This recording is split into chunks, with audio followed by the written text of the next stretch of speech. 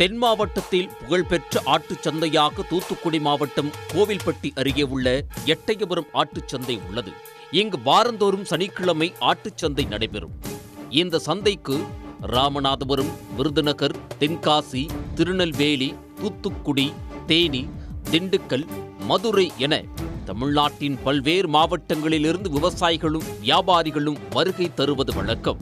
இந்நிலையில் நேற்று எட்டயபுரம் ஆட்டுச்சந்தையில் அருப்புக்கோட்டையைச் சேர்ந்த விவசாயி பொன்வேலன் என்பவரிடம் 3 நபர்கள் கூட்டாக சென்று 2 வெள்ளாடு வாங்கியுள்ளனர். விவசாயி சொன்ன விலைக்கு ஆடு வாங்கியவர்கள் எந்தவித பேரமும் பேசாமல் 19,000 ரூபாயை புத்தம் புதிய 500 ரூபாய் நோட்டுகளாக கொடுத்துள்ளனர். பணத்தை வாங்கிக் கொண்ட விவசாயி பொன்வேலனுக்கு திடீரென சந்தேகம் ஏற்படவே ஆட்டுச்சந்தையின் நுழைவு வாயிலில் இருந்த குத்தகைதாரர்களிடம் பணத்தை கொடுத்து பரிசோதித்துள்ளார்.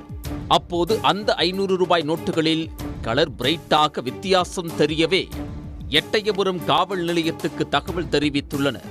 பின்னர் சம்பவ இடத்துக்கு சென்ற போலீசார் ஆட்டுச்சந்தையில் இருந்த கள்ள நோட்டு கும்பலில் ஒருவரான வெம்பக்கோட்டையைச் சேர்ந்த மாரிமுத்து என்பவரை சுற்றி வளைத்து பிடித்தனர்.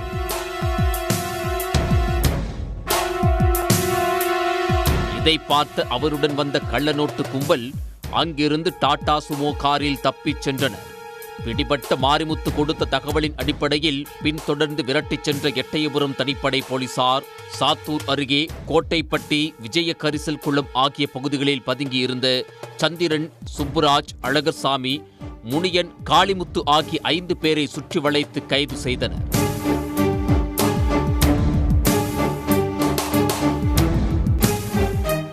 பிடிபட்ட நபர்களிடம் இருந்து 80,000 ரூபாய் மதிப்பிலான புத்தம் புதிய போலி 500 ரூபாய் நோட்டுகளை பறிமுதல் செய்து எட்டயபுரம் தனிப்படை போலீசார் தொடர்ந்து விசாரணை நடத்தி வருகின்றனர்.